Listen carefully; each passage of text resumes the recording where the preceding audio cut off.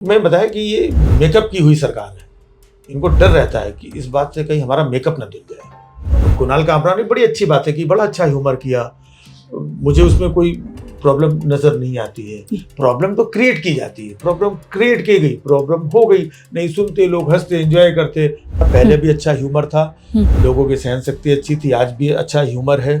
और बस ये है कि सहन शक्ति नहीं। भाई यूट्यूब में जिनको भजन देखना है वो भजन देखते हैं, जिनको कुकिंग के शोज देखने हैं वो कुकिंग के शोज देखते हैं, जिनको उसमें क्रिकेट देखना है, किसी को कुछ, तो यूट्यूब में सारी चीजें आपकी सुविधा है। कुछ बच्चे हैं, बच्चे कार्टून देखते हैं, सबकी सुविधा के लिए है। आप वो क्यों देख रहे हैं? आप मत देखिए। आप कौन? मैं आपको क्यों ह्यूमिलेट करूं, आपको क्यों परेशान करूं, आपको क्यों डिस्टर्ब करूं? लेकिन कल को आप किसी वजह से आप पॉपुलर हो गई, आपकी कोई किसी एक्टिविटीज की वजह से, तो मैं उस एक्टिविटीज को ध्यान में रख करके आपका कैरेक्टर जो बनता है, एक स्केच बनता है, उसको पोर्ट्रे करूंगा, आपको नहीं करूंगा। क्योंकि लोगों को मालूम होता था ये हंसने बोलने के लिए कर रहा है, बाकी और कुछ ये नहीं। आजकल लोगों को लगता है ये किसी को छोड़ा हुआ आदमी है, इससे पैसे खा रहा है, ये एजेंडा है। हमारे साथ वो हैं जिनको आपने स्क्रीन पे खूब देखा, वो आजकल ना नॉन बायोलॉजिकल बातें करते हैं।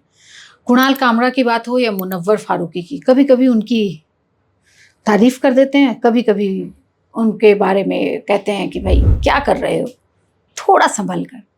लेकिन मोदी जी हूँ, शाह साहब हूँ या भाजपा की कोई भी नेता हूँ, छोड़ते नहीं हैं, क्योंकि वो बचपन से ही विपक्षी हैं। और वो खुद को, कोई भी पार्टी हो, कहते हैं कि मैं विपक्षी हूँ। और आते कहाँ से हैं? अरे वही अपने कानपुर से। कानपुर समझ ही गए होंगे कानपुर वाले, मतलब पान की गिलोड़ी तो नहीं है मुंह में, पान मसाला भी नहीं है, लेकिन है पूरे कानपुर ये। और जो बातों बातों में सटाए मारते हैं ना, तो अच्छे अच्छों की हवा निकल जाती है। मिलिए राजीव निगम जी से। बहुत बहुत स्वागत है राजीव जी। कल आपसे मुलाकात हुई, बड़ा जबरदस्त शो था आपका।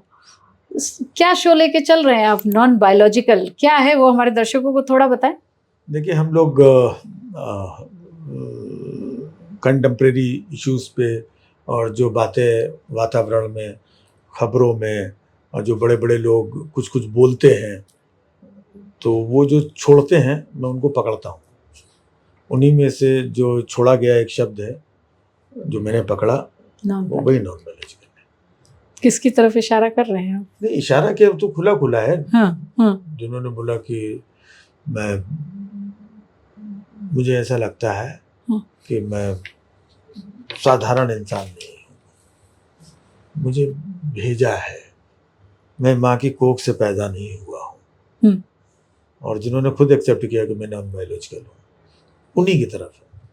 और इशारा भी कुछ नहीं है, सीधा सीधा है। मेरे ख्याल से दर्शकों को पता ही चल गया होगा बिल्कुल कि नॉन बायोलॉजिकल क्या है।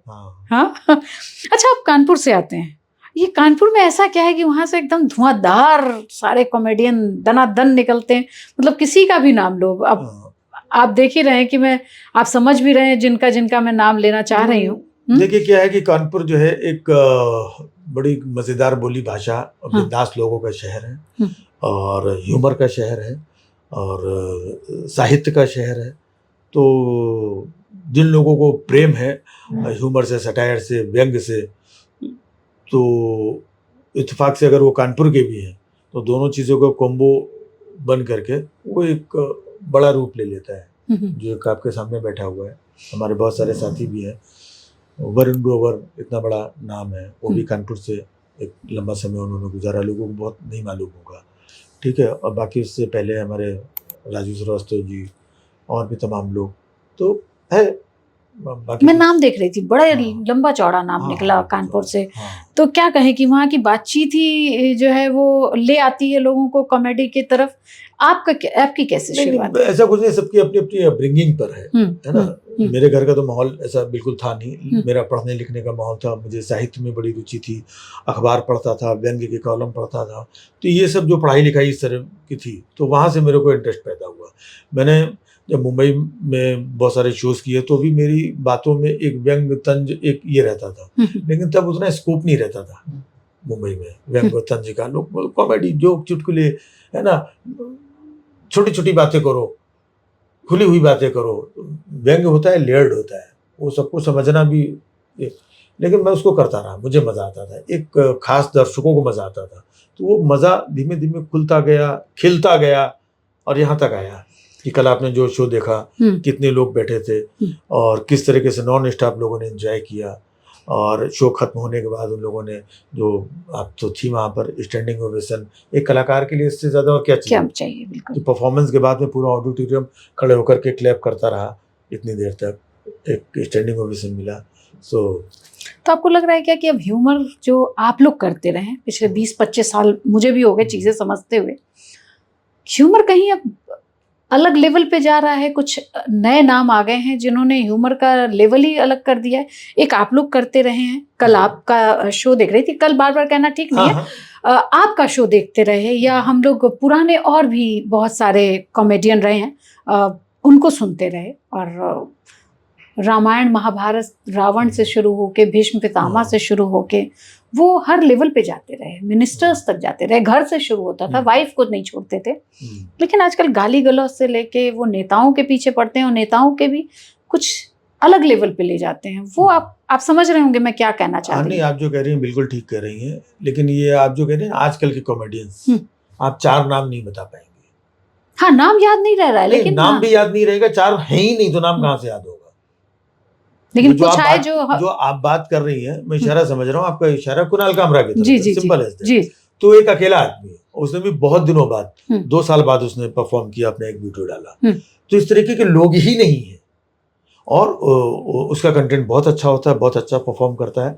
नो डाउट समय के साथ में बहुत सारी चीज़ों के अंदर एक धार होती है और एक एज ग्रुप का भी फर्क होता है ना। तो जैसे हमारी ये अनंता हैं, देखिए, है ना, ये आज की हैं, तो इनको उस दौर का ह्यूमर चीज़ें इनको नहीं पता है। तो जो जिस दौर का है, तो वो लोग हमसे 20 साल छोटे हैं, तकरीबन 15 से 20 साल छोटे हैं, मैं 15-20 साल बड़ा हूँ, तो मेरी जर्नी वो रही है।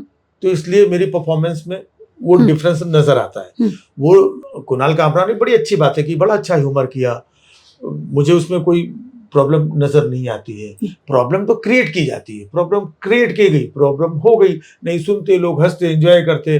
मेरा कल जो शो था, सब लोगों ने एंजॉय किया, देखा। अब उसमें किसी को कोई प्रॉब्लम क्रिएट करनी हो, आप सब सारी लोग समझदार लोग, अच्छी ऑडियंस थी वहाँ पर, बड़े संभ्रांत लोग बैठे हुए थे, किसी को कोई प्रॉब्लम नजर नहीं आई। लेकिन कल को मैं इसका वीडियो डालूं, कोई माइक्रोस्कोप लगा के देखे, वहां से ये प्रॉब्लम, मजेदार है प्रॉब्लम, चलो इस प्रॉब्लम को फेंकते हैं, इसको एंजॉय करते हैं, इससे माहौल बनाते हैं, तो प्रॉब्लम निकाल ली जाती है। बाकी कुणाल कामरा के भी एक्ट में कहीं कोई प्रॉब्लम नहीं थी। आपको याद है वो कि उन्होंने क्या बोला, रिक्शा वाला? हाँ, मुझे सब याद। क्या रिक्शा वाला? मैं तो यहाँ तक कहता हूँ, मुझे किसी ने पूछा कि जिनके बारे में वो कहा गया, जनाब एकनाथ शिंदे साहब के बारे में बोला गया, तो शिंदे साहब से पूछो तो उनको खुद नहीं मालूम। अच्छा, मेरे बारे में क्या बोला, क्या मेरे बारे में? अच्छा, क्या रिक्शा वाले बोला? अरे बरोबर बोला, मैं खुद रिक्शा चलाता था मैं। अच्छा, दाढ़ी वाला? हाँ, दाढ़ी है मेरे को, चश्मा भी लगाता है मैं, तो गलत क्या है, प्रॉब्लम क्या है? अच्छा, गद्दार नहीं, गद्दार भी है मैं, तो प्रॉब्लम क्या है? तो उनको खुद को नहीं पता होगा प्रॉब्लम, उनको लोगों ने माहौल बना के ये करके उनकी टीम, ये प्रॉब्लम है, ये प्रॉब्लम उठाओ, ये प्रॉब्लम है, तो इसे माहौल बना करके उसको उछाला गया। गद्दार वर्ड जो उसने बोला कुणाल कामरा ने, उसका अपना वर्ड थोड़ी है वो, उसने जो मार्केट से सुना, जो उनके बारे में कहा जाता है, तो वही वर्ड यूज किया। आज मतलब अगर कहते हैं ये फकीर है, झोला उठा के चल देंगे, आप समझ गए किसके बारे में बात हो रही है? बिल्कुल। ये मैं शब्द अपने घर से तो लेके नहीं आया, उन्हीं के शब्द हैं, तभी तो आप भी समझ पाई, ये सबको मालूम है। तो जो शब्द है वो रिक्शा चलाते थे, उन्होंने बोला, कोई चाय बेचता था, उन्होंने बोला, और उनके साथ ये कंट्रोवर्सी जुड़ी थी, उन्हीं के साथ ही वो डीसीएम है, तो उनके जो दूसरे डीसीएम है उन्होंने इस शब्द का इस्तेमाल किया था, जिस पार्टी से वो निकले उन्होंने खुलेआम इसका इस्तेमाल किया, विधानसभा के बाहर पोस्टर लगा दिए थे, पोस्टर लेके खड़े हुए थे, पूरी न्यूज मीडिया में दिखाया गया। तो कुणाल कामरा का अपना शब्द थोड़ी था कि वो किसी को कह रहा है, या मैं थोड़ी किसी को कह रहा हूं। तो ये जो शब्द उन लोगों के द्वारा दिए गए हैं, उन शब्दों को हम अपने ह्यूमर में कैसे इस्तेमाल करते हैं, सबूत नहीं किया है। कुछ भी गलत नहीं है। तो आपको क्या लगता है कि क्या चीजें आजकल ज्यादा सेंसिटिव हो गई हैं नहीं, या सेंसिटिव की जा रही हैं? कुछ बस सेंसिटिव की जा रही है। सेंसिटिव हो कहां से जाएंगी, कहां से हो जाएंगी? भाई शिंदे साहब को तो पता भी नहीं होगा कि ऐसा कोई वीडियो चल रहा है। वो थोड़ी यूट्यूब सारा दिन देखते रहते हैं, उनको पता ही नहीं ना, उनको क्यों बुरा लगेगा कुछ। तो ये तो बनाया गया, ये बनाया गया है, माहौल बनाया जाता है। तो ये कुणाल कामरा की बात करें या मुनव्वर फारूकी, अचानक वो भी आए और जब वो जीते बिग बॉस, उसके बाद वो भी बड़े पॉपुलर हुए, उनके भी वीडियोस काफ़ी वायरल हुए। तो आपको लग रहा है क्या कि आजकल जितने भी कॉमेडियंस हैं और स्टैंड अप कॉमेडियंस जो आए हैं, उनके लिए अब ये पॉलिटिकल सटायर्स करना जो है या वो अधिक जोखिम वाला हो गया? आपको भी क्या डर लगता है? नहीं, बिल्कुल जोखिम वाला तो है ही है जब इस तरीके से नासमझ लोग हों, है ना, जिन्हें उस लेवल का ह्यूमर वो चीज़ें समझ में नहीं आ रही है, और इतने खलिहर लोग हों जिनको किसी भी बात में बवाल करना आता हो, और इतने बेसिर पैर के बेतुके लोग हों जिनका ह्यूमर से चीज़ों से कोई लोग वो यही समझते हैं कि कोई करवा रहा है, ये मेरी इमेज, ऐसे इससे पैसा खाया, उससे ये उस पार्टी का एजेंडा है, वो उसमें दिमाग लगाते हैं। तो ऐसे अनपढ़ लोगों के बीच में आपको ह्यूमर करना तो निसंदेह मतलब दिक्कत वाली बात तो है ही है। तो आपको डर लगता है क्या कि जब आप बीजेपी पे कटाक्ष कर रहे होते हैं तो कभी फोन वोन आया आपको या थोड़ा डर लगा? देखिए, जो विपदा आई आपने लिखा वीडियो आप ये बताइए कि डर लगता है, आपको भी लगता है डर? हाँ, आपने लिखा है, आपका वीडियोस में देख रही थी। मैं कह रहा हूँ डर आपको भी लगता है, और ये डर मार्केट में, बाजार में बहुत लोगों को लगता है।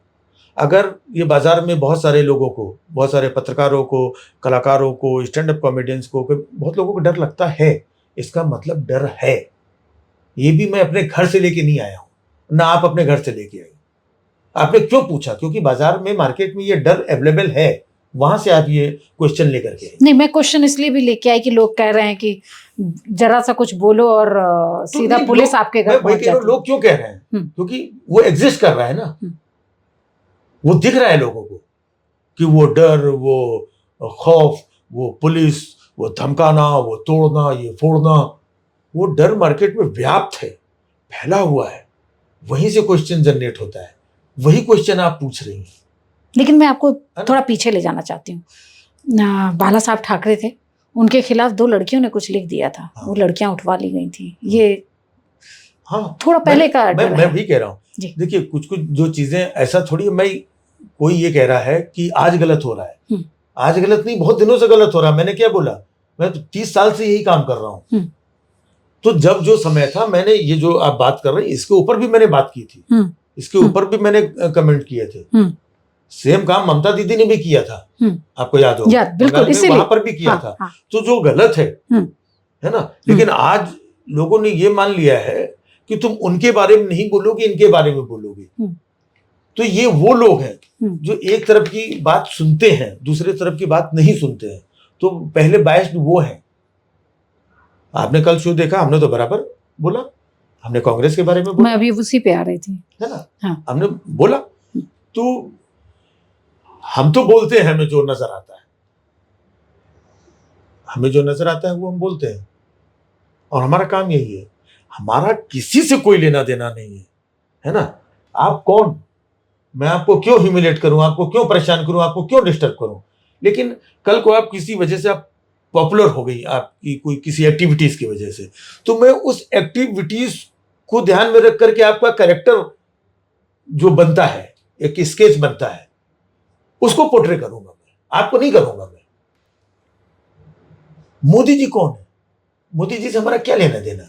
मैं देश के प्रधानमंत्री को पोर्ट्रे करता हूं, उनकी कही हुई बातों से, वहां से ह्यूमर और चीजें नहीं। 2014 से पहले देश में कौन जानता था कौन मोदी? ऐसे हर स्टेट में सीएम होते ही हैं। आज आप गुजरात का सीएम कौन है, आप पूछ लीजिए बच्चे से, बता दे कौन है। तब भी नहीं जानते थे लोग। ये मार्केटिंग और चीजें करके 14 में अपने आप को लॉन्च किया, फिर पीएम बने, तब देश दुनिया जानी उनको। आज आप बता दीजिए उड़ीसा का सीएम कौन है, नहीं मालूम है लोगों को। कितने छत्तीसगढ़ का सीएम आप नॉर्मली किसी से पूछ लीजिए, नहीं बता पाएंगे लोग। तो तब गुजरात के सीएम थे, देश नहीं जानता था, नहीं जानता। तो जिसको नहीं जानते उसके ऊपर हम ह्यूमर क्यों करें? हम उसकी बात क्यों करें? जब जान गया देश, प्रधानमंत्री बन गए, तब हमने करना शुरू किया। जिस दिन वो प्रधानमंत्री नहीं रहेंगे, नहीं करेंगे, कोई दूसरा प्रधानमंत्री आएगा उसके ऊपर करेंगे, सिंपल एज दैट। लेकिन आप पिछले दिनों राहुल गांधी के भारत जोड़ो यात्रा में भी थे। हाँ। और राहुल गांधी अगर प्रधानमंत्री बनते हैं, आपको लग रहा है कि प्रधानमंत्री वो बनेंगे और फिर आप उन पे क्या कटाक्ष करेंगे? क्यों नहीं करेंगे? क्यों नहीं करेंगे? मतलब मैं तो कह रहा हूँ कि जैसे अगर इसी के विपरीत बोले, मोदी जी मुझे बुलाए, उनकी टीम बुलाए मुझे, मेरा कार्यक्रम रखे। जैसे कल मैंने कांग्रेसियों के सामने मैंने 10 साल जो कांग्रेस में सत्ता के लोगों के ऊपर मैंने कमेंट किया है 2004 से 14 तक।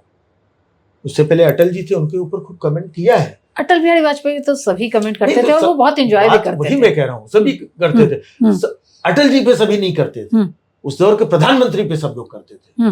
मनमोहन सिंह जी पे नहीं, उस दौर के प्रधानमंत्री पे सब करते थे। आज भी मोदी जी के ऊपर नहीं, आज के प्रधानमंत्री हैं।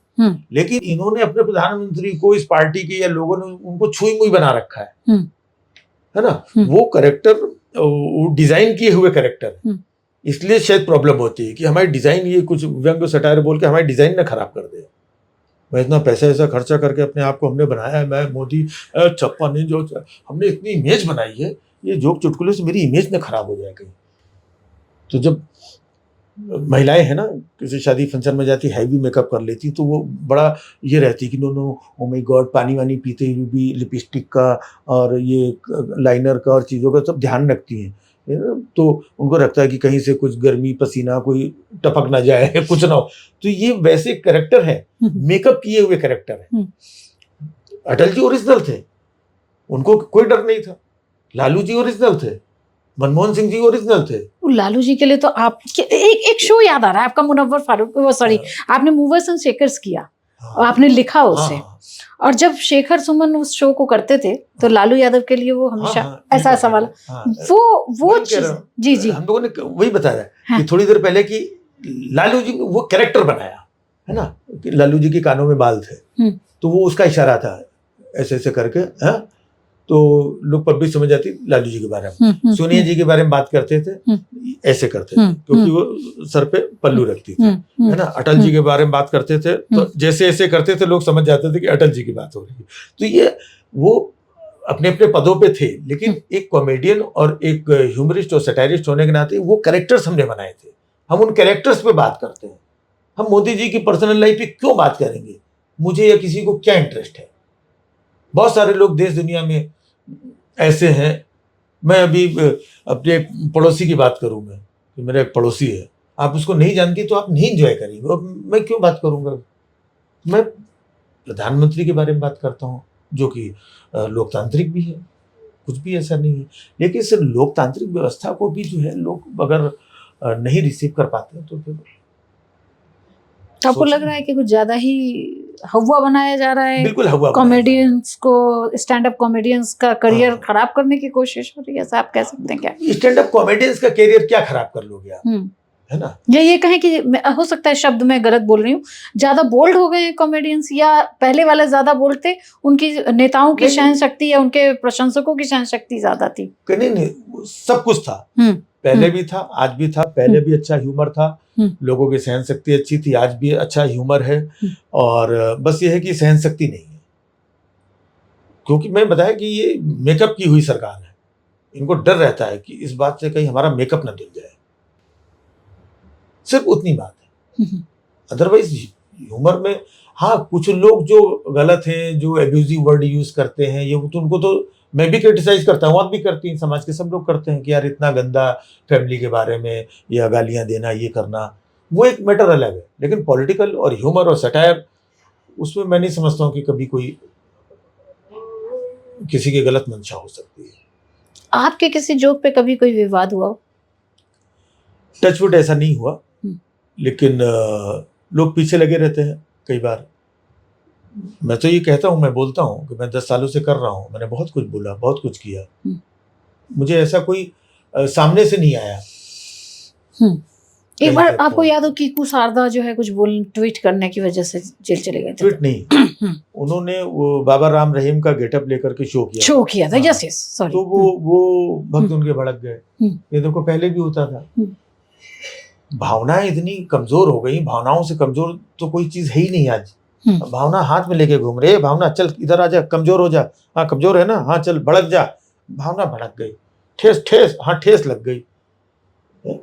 देश में इतना सब कुछ हो रहा है, जहां पे दिल में ठेस लगनी चाहिए वहां भी नहीं लग रही है, जो चुटकुले में ठेस लग रही लोगों को। तो ये सब रंगे पुते हुए लोग हैं, फालतू लोग हैं सब।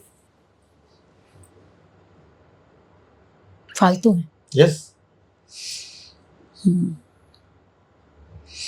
लेकिन अगर आप ये बताएं कि आप जब कॉमेडी में आए उस समय का दौर और आज के दौर में आपको क्या फर्क लगता है?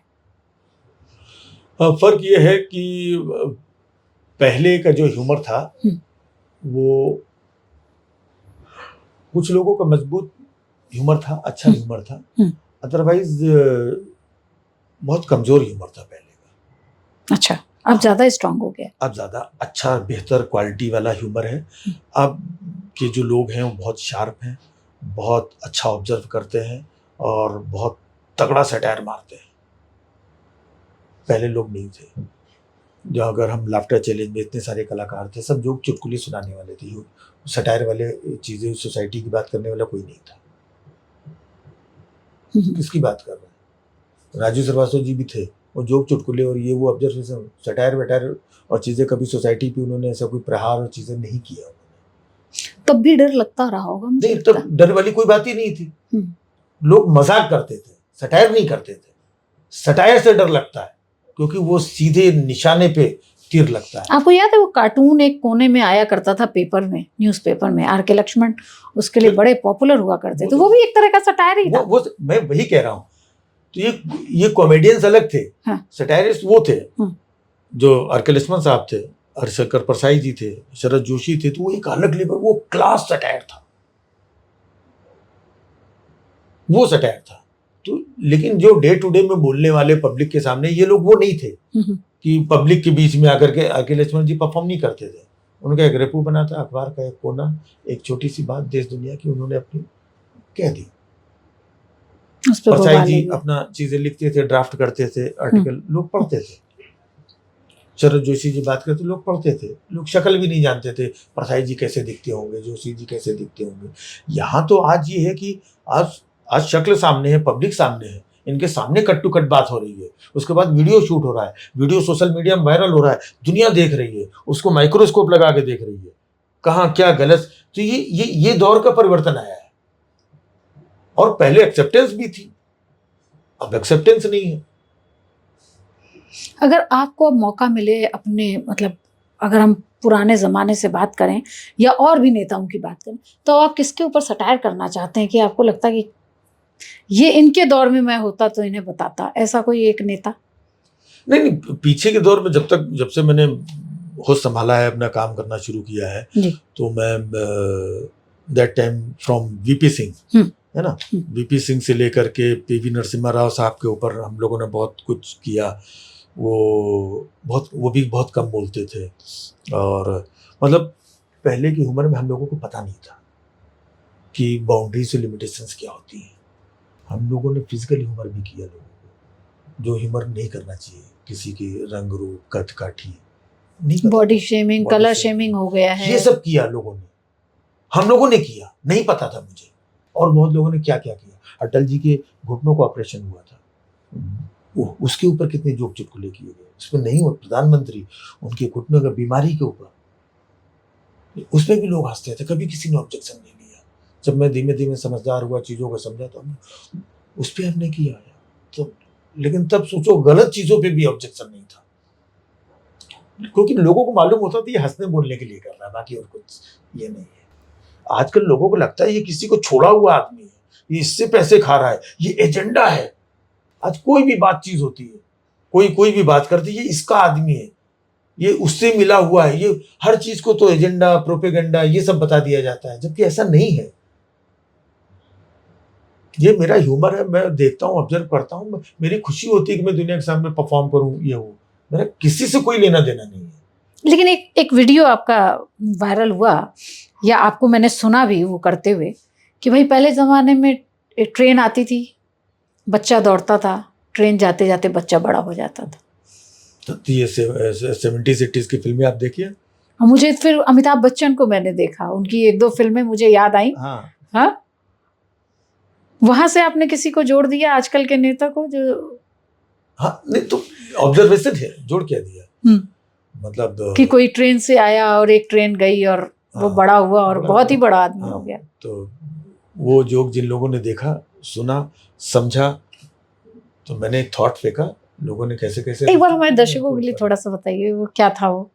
नहीं, वो मतलब ऐसा था कि पुरानी फिल्में होती थी, उन पुरानी फिल्मों में अक्सर आपने देखा होगा कि जब फिल्म शुरू होती थी तो एक गरीब बूढ़ी माँ होती थी, सिलाई मशीन चला रही है, एक बच्चा गाड़ियों की चीचे साफ कर रहा है, अचानक एक ट्रेन आती, छुक छुक छुक छुक छुक छुक छुक, ट्रेन आती, बच्चा भाग रहा है, ट्रेन जा रही है, बच्चा भाग रहा है, ट्रेन जा रही है, भाग भाग भाग भाग, ट्रेन निकलती है और बच्चा बड़ा हो जाता है, एक ट्रेन से ही बच्चा बड़ा हो जाता है।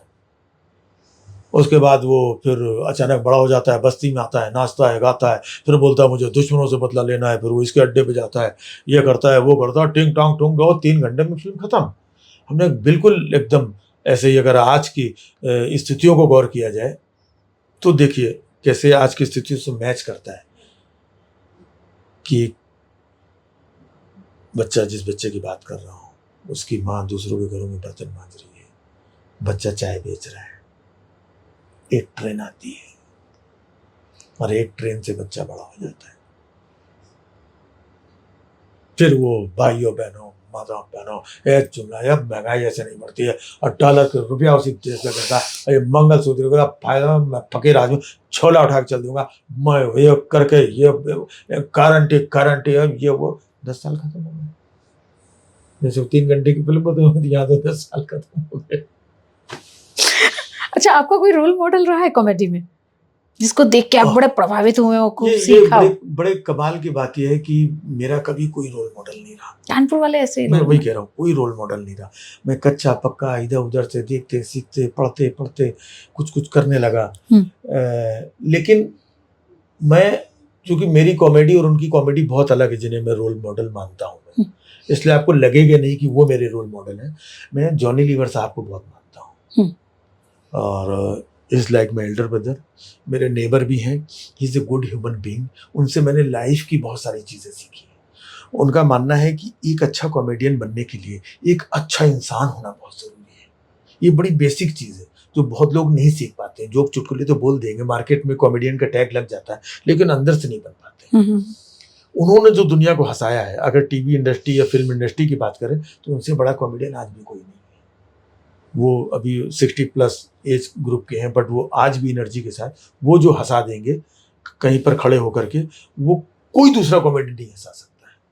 कपिल शर्मा कितने भी बड़े हो जाए वो नहीं हंसा सकते, कोई भी दूसरा कॉमेडियन नहीं हंसा सकता। आपने तो कपिल शर्मा के लिए शो लिखा है। हाँ, वो आपको लगता है कि आपसे बड़े हो गए, या वही है ना कि भाई एक चाय बेचने वाला पता चलेगा वो इतना बड़ा हो जाता है, डेस्टिनी, चीज़ें, सिस्टम, ठीक है।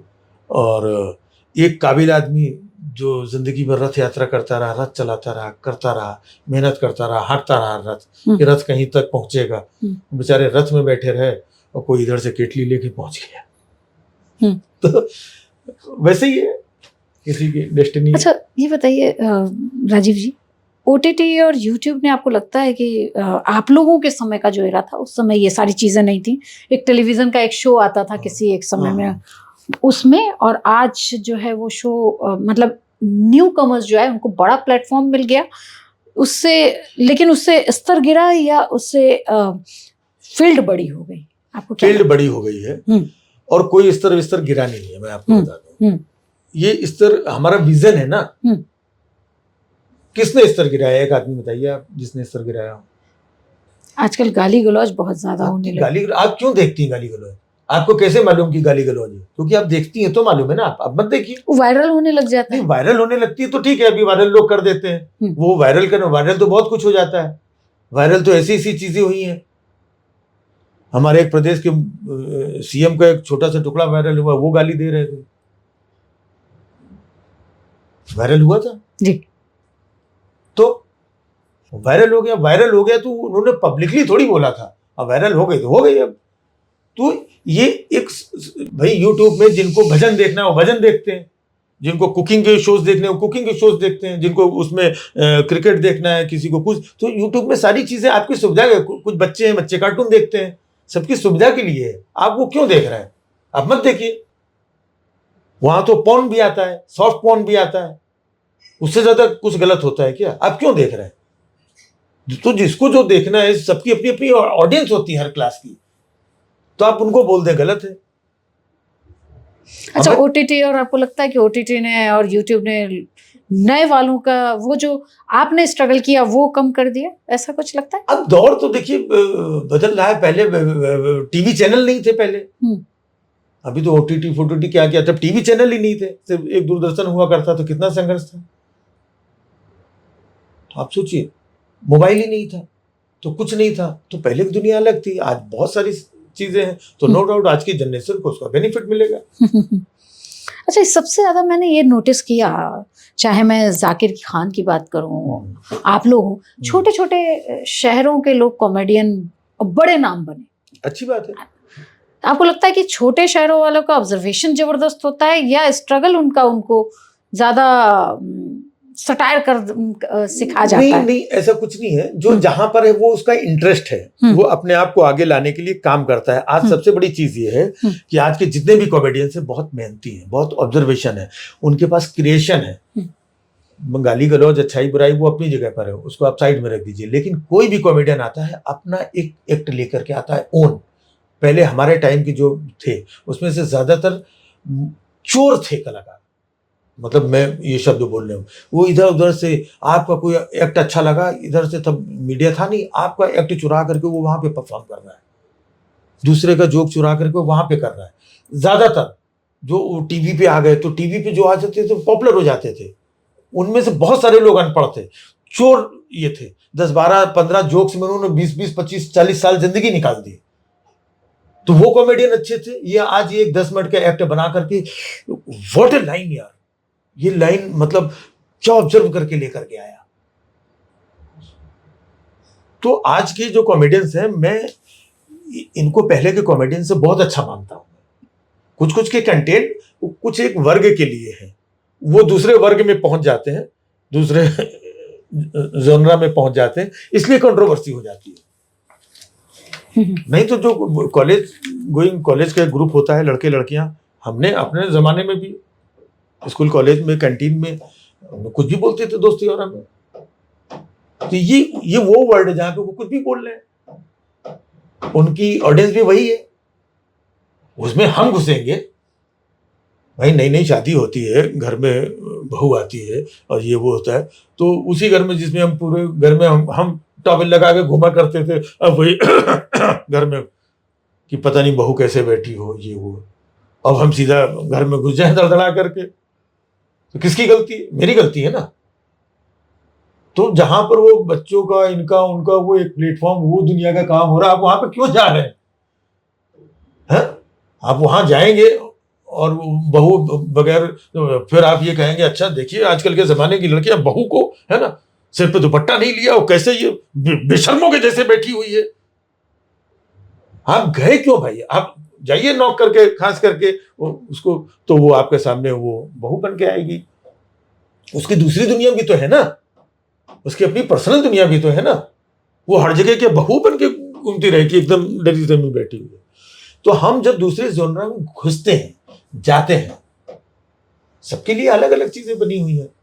यही यूट्यूब, यही नई दुनिया है, सबकी अलग अलग दुनिया है, और एक दुनिया है जो उन्हें देख रही है, सुन रही है, उन्हें पसंद कर रही है। हम उस दुनिया के नहीं हैं, इसलिए हमें खराब लगेगा। अब उन बच्चों के पॉइंट ऑफ व्यू से देखो जो हम लोग करते हैं, तो वो भी बोलते हैं क्या ये चचा प्रवचन दे रहे हैं यार, ये कॉमेडी कर रहे हैं। तो पुराने कॉमेडियंस के बारे में वो लोग ऐसा बोलते हैं, और उनका सोचना अपनी जगह पे सही है। अच्छा, आप कानपुर से आते हैं, चलिए छोड़िए, अब हो गया। कानपुर से आप आते हैं, कानपुर की क्या क्या चीजें हैं जो अब आप मिस करते हैं बचपन को? और एक चीज मैं आपकी और पढ़ रही थी कि आप जो है 2 समोसों के लिए राजनीतिक चुनाव प्रचार वगैरह करते थे। ये देखिए बचपन से एक शौक था चीजों को, उस वक्त का दौर अलग था, चुनाव प्रचार होते थे, रिक्शे में भोंपू लगा के एक माइक लेकर के, भाई और बहनों हमारे संघर्षशील युवा जुझारू कर्मठ प्रत्याशी भाई राम नरेश जी, इनको ये पंजे पे ये फलाने पे निशान पे मोहर लगा के भारी मतों। तो उस वक्त माइक और कहीं मिलता नहीं था, हमें माइक पे बोलने का शौक था, और उनके पास कोई माइक पे बोलने वाला नहीं मिलता था। तो क्या आप रिक्शे पे बैठ के तो रिक्शे पे बैठ करके हाँ। बोलते चले जा रहे हैं, भाई और बहनों आगामी 15 तारीख को होने वाले चुनाव में हमारे भाई इनको उनको। तमाम रिक्शे में मैं बैठा हूँ तो लोग इधर उधर आवाज जाती थी, देखने लगते थे, मैं इसी में 4-6 लोग देख रहे हैं और इधर मैं माइक पे बोल रहा हूँ।